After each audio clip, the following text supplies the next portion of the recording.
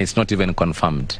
This probably will be based on information that you've been able to search maybe from the internet and the rest. And I think it would be proper at this particular time if this question can be actually directed to the respective company for them. No. I cannot speak on their behalf. Let me just finish up before Kamche comes in. One final question then, Chief Executive Officer. The chairperson earlier on talked about preparation process when I queried about how the agency ought to be a unit going forward. And we know all the disenfranchisement after the 2017 elections. You had 5 years before you procured this company. You never did due diligence. I mean, elections in Kenya have high stakes, and we're heading into a consequential elections that will determine the next president of this country and across all the elected positions. I mean, this is, in the understanding of many Kenyans, you not doing your job. No, let me put it very clearly. This is a procurement process. You only commence procurement process upon provision of the budget. The budget for the purpose of general election was provided in 2021-2022, July. And therefore, that is the time when you can start procuring a vendor. You cannot be able to anticipate that 5 years later, I'm going to procure Citizen TV. You will only start procuring, and remember I said this is actually open tender. So the people who are going to participate in that tender is the ones that we are going to evaluate. So you cannot guess. But even before procuring Citizen TV, you will have already known what has been said about them before. No, I was just giving a citizen as Bwana CEO, tusonge mbele. Swali langu litakuwa ni kuhusu elektroniki, sajili ya elektroniki na sajili ya kawaida, ile tunasema ni manual yenye imekuwa printed.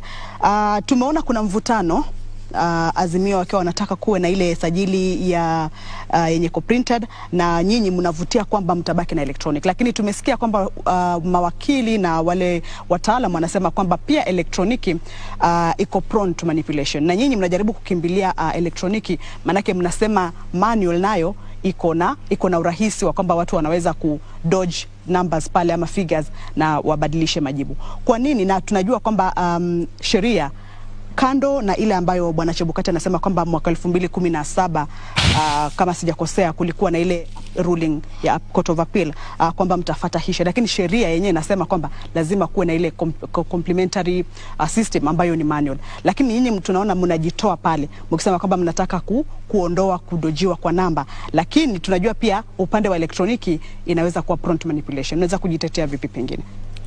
Kwanza nataka kusema kuwa sisi hatukatazi watu kutuelezea kuhusu hisia zao. Kama kuna watu wako na tashwishi kuhusu zile kits ambao tutatumia ama mfumo ule tutatumia, ni mzuri wakituelezea ndo tupate kuweza kuwaeleza utaratibu wake, waelewe kwa nini tunasema tufanye hivi na sivyo vile wanavyotaka. Kwa hivyo hatuna ubaya na wale ambao wanasema ya kuwa tunafikiria kuwa pengine kuwe na hii sajili ya manual. Na sisi hatujakataa kuwa kusiwe na sajili ya manual, lakini tunasema ya kuwa hiyo itakuwa ni kitu cha mwisho ambacho tutumie baada ya kuwa kama kutakuwa na failure technology, kama technology itakuwa haiwezi kufanya kazi. Na sheria ilisema kama vile chairman alisema kuwa tukizungumzia kuhusu complementary mechanism ni kwa sababu ukienda pale ukitaka ku-identify lazima utumie vidole vyako. Vidole vyako vinaweza kuwa si vizuri kwa sababu ya zile kazi unazofanya. Kwa hivyo kama itakuwa si vizuri, kuna njia nyingine mkabala ambao unaweza kutumia.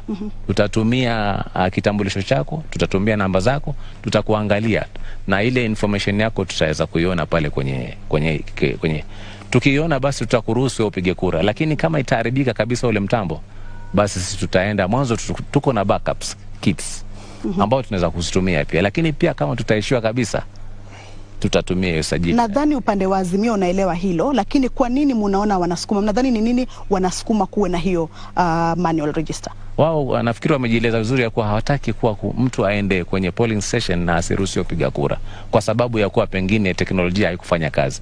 Na hayo sisi tunakubaliana. Sisi tunataka kila mmoja akienda kwenye polling station akubaliwe apige kura, mradi ya kuwa yeye ni mmoja wa wapiga kura. Na hapo tunakubaliana kabisa. I have follow-up questions, and I want to be more specific on Section 44 of the Elections Act. But first, because you're answering that, I'll go to 44A. I want you to explain to me, before I go to the chairman, 44A, what complementary system means, because the law says this. notwithstanding the provision of the two sections 39 and 44, the Commission shall put in place a complementary mechanism for identification of voters and the transmission of elections. Let's talk about identification of the voters. How can technology, how can the same system that we're talking about be complementary in that it's a KIMS kit? So I can't use my thumb or my finger, but you want to make it look like my ID with the same technology is complementary. Could this section also have meant that a complementary system could be this manual register and not necessarily part of that technology that we are saying? It's the KIMS kit, it's the technology, it's everything, but let's get something aside from this. So aside from this, could it not be that this section contemplated the register, the book? Maybe, but I think the chairman has explained that there's a court ruling. There was a civil appeal number 258, whereby and in that ruling actually it set aside the sections of the law you're talking about, and actually it affirmed the procedures we actually explained in the memo that was provided then. So to that extent, we want to associate ourselves with that procedure. When you talk about biometric versus biographic, the default method when you go to the polling stations for you to use biometric, because biometrics are actually unique. You know, even an ID you can actually share with somebody else. Do you know that? A number.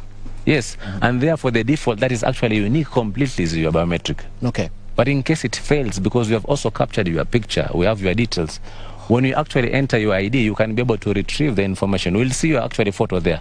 Suppose also you don't have hands, we should also have a workaround method of identifying differently. Okay. And that's why we are saying that complementary should also be in terms of your biographics, not necessarily your biometrics. Okay. Therefore, when we enter your ID details, you can be able to retrieve your information. You can see this is Mijungu, and we should allow you to go and vote because of that. All right. That having been said, they say I'd like to go to section 44 now 4, which talks about this election technology being deployed 120 days, tested, tried, and all that. I mean, as at now, with 26 days left, I put it to you that none of this comes, knows the kind of technology. Your own test failed. I hear there's another test that you're planning, but it failed. Now, the law that you're saying that you want to associate yourself with that particular one, there's an argument that it could be convenient for you, because if you look at it, you're speaking the same language as one of the candidates. That aside, the law is specific on the number of days that this technology can be deployed and it can be tested. That did not happen. So, Chairman, what is the confidence in this system as at now, with 26 days left, that you're giving the candidates? Now, you said what did not happen. Technology was procured 120 days to the elections. We had procured a service provider. We procured the equipment that we are supposed to use, and that's what the law says. Yeah. Procuring the service provider and the technology to be used. That technology was procured 120 days before 120 days to the election. Talk to us about 44B, 44.4B now, which says test, verify, and deploy.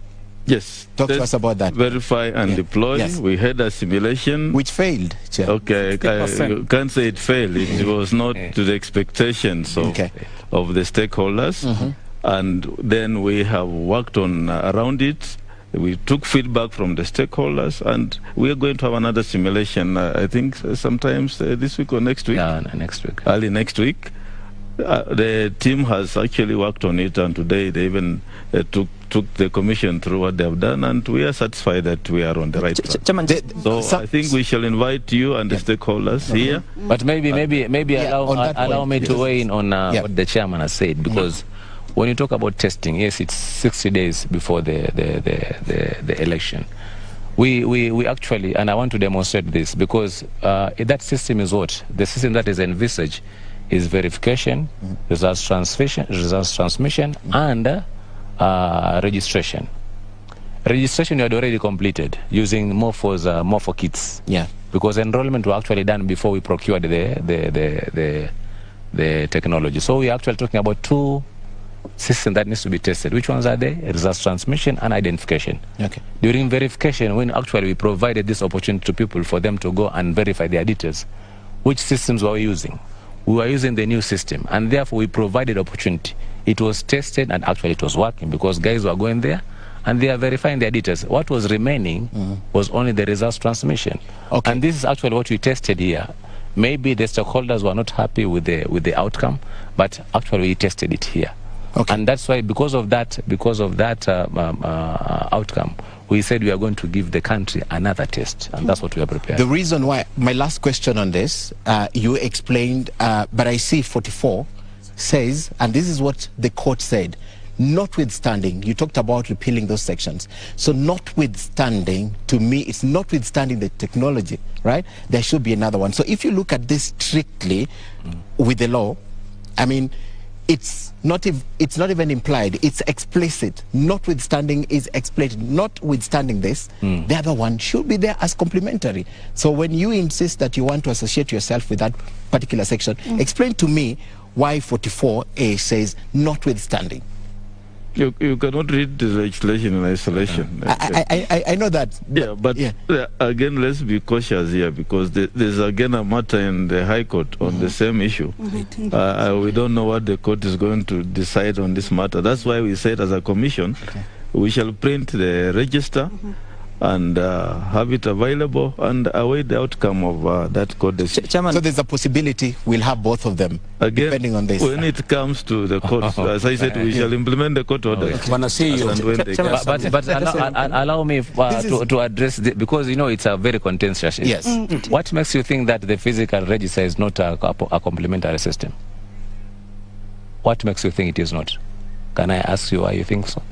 When you say we are going to print, it's going to be available and it's going to be the last resort, it is still a complementary. When the technology has failed completely, we are going to use that register.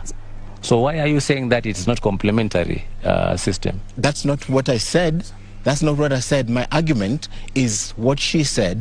Azimio is pushing one, Kenya Kwanza is pushing another one. And it seems the IEBC, because of the foregoing reasons that you have explained, prone to manipulation and all, they are considering only, and the chairman has made this clear, they want only those present at the polling station to vote. Now with the manual one, like a book, you can vote. You can see the people who've not voted, their ID numbers are there, and they can key into the system and vote for them. So that's why you want it out. So I never said myself it's not. But my question is, why is it that there's a contention within this, yet the law, section 44A, is very clear, even based on that code order, notwithstanding 39. Which talks about it explicitly also, right? Notwithstanding. So my contention was notwithstanding. And the other one, why do you want technology? Why do you want my computer to be complementary instead of just bringing the manual one? The manual. Na tunafahamu kwamba sajili itakuwa ni ile sawa. Mnasema kwamba sajili ile kwenye elektroniki ndio itakuwa sawa na ile ambayo itaprintiwa. Iko sawa kabisa. Sajili iko sawa kabisa. Na kwa nini tunasema tusitumie register na teknolojia kwa wakati mmoja? Kwa sababu ukitumia teknoloji peke yake utakuwa hujui nani ambaye haja kuja kupiga kura. Ni uje ujipresent ndo tuku identify. Lakini kama mimi kazi yangu hapa ni kumechanically ku-cross, pia naona wale wengine hawaja piga kura, then ina provide opportunity ambao mtu anaweza kuja sasa na ndo tunasema ya kuwa presiding officer, kwa sababu ni temporary official, ni mzuri ya kuwa akifanya ile kazi hajui ni nani ambaye hajakuja.